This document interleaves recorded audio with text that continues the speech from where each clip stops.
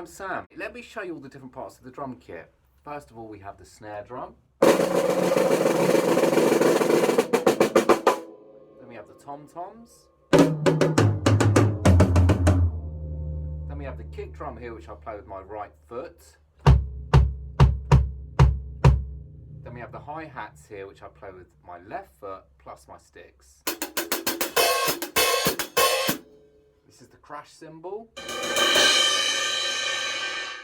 This is the splash cymbal. This is the ride cymbal. And this is another crash cymbal. Here's something you'll be able to play after having about 10 lessons.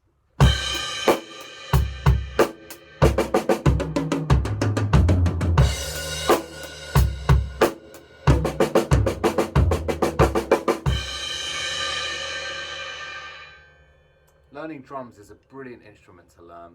You have loads and loads of fun in the lessons.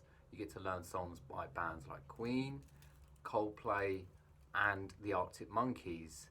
Plus you have lessons in groups with your friends. And once you learn how to play, there's loads of playing opportunities because you could form a band with your friends, or you could play in percussion groups, or even orchestras.